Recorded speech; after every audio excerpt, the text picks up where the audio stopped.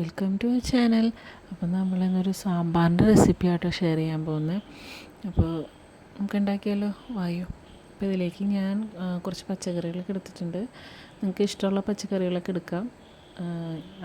ആദ്യം കുക്കറിലേക്ക് ഞാൻ സാമ്പാർ പരിപ്പ് വേവിക്കാൻ വെക്കുന്നുണ്ട് കേട്ടോ.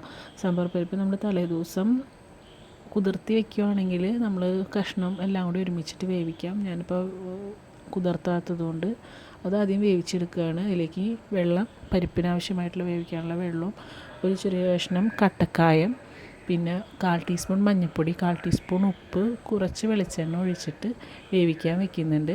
വെളിച്ചെണ്ണ ഒഴിക്കുന്നത് പരിപ്പ് ഇങ്ങനെ തൂവി പോകാണ്ടിരിക്കാൻ വേണ്ടിയിട്ടാട്ടോ. എന്നിട്ട് നമ്മൾ പരിപ്പ് വെന്ത് കഴിയുമ്പോഴേക്കും നമ്മൾ അരിഞ്ഞ് വെച്ചിരിക്കുന്ന കഷ്ണങ്ങൾ ഇതെല്ലാം ചേർത്ത് കൊടുക്കുക. കഷ്ണങ്ങൾ നമുക്ക് ഇഷ്ടാനുസരണം മാറ്റി മറിക്കുകയൊക്കെ ചെയ്യാം കേട്ടോ. ഞാനിവിടെ ഒരുപാട് കഷ്ണങ്ങൾ യൂസ് ചെയ്യുന്നുണ്ട്. സാമ്പാറിൽ ഒരുപാട് കഷ്ണങ്ങളുള്ളത് നല്ലതാണ്.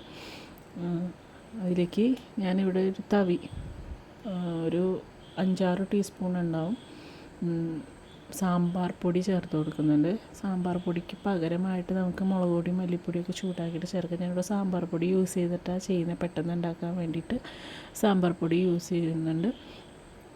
അത് ഇതിൽ മിക്സ് ചെയ്ത് കൊടുക്കുക.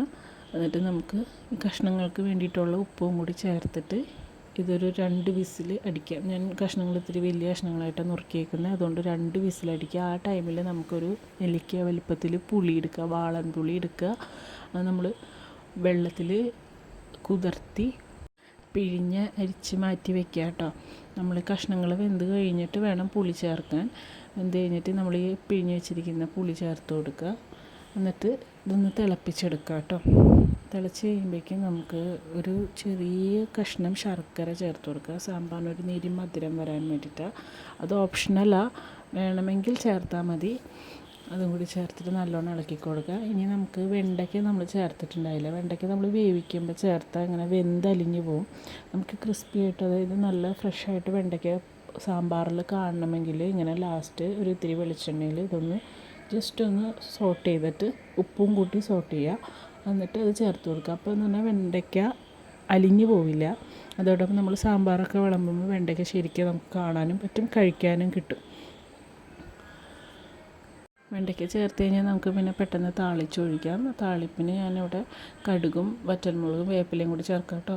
പിന്നെ മല്ലിയില ഓപ്ഷണലാണ്. ടേസ്റ്റ് ഇഷ്ടമുള്ളവർക്ക് മല്ലിയില ചേർത്ത് കൊടുക്കുക. മല്ലിയിലയും കൂടി ചേർത്തിട്ട് നല്ലോണം ഇറക്കി കഴിഞ്ഞാൽ നമ്മുടെ സാമ്പാർ റെഡി ആയിട്ടുണ്ട്. നല്ല ടേസ്റ്റി ആയിട്ടുള്ള സാമ്പാറാണ്. ചോറിനും ഇഡ്ഡലിക്കൊക്കെ നല്ല സാമ്പാർ. ഞാൻ അപ്പോൾ ഇതേപോലെ വെച്ച് നോക്കിയിട്ട് അഭിപ്രായം പറയണേ. നമുക്ക് പെട്ടെന്ന് ഉണ്ടാക്കാൻ പറ്റുന്ന ഒരു റെസിപ്പിയാണ്. നമുക്ക് പൊടികൾക്ക് പകരം വേണമെങ്കിൽ മുളക് പൊടി, മല്ലിപ്പൊടിയൊക്കെ യൂസ് ചെയ്തിട്ട് ഉണ്ടാക്കാം കേട്ടോ.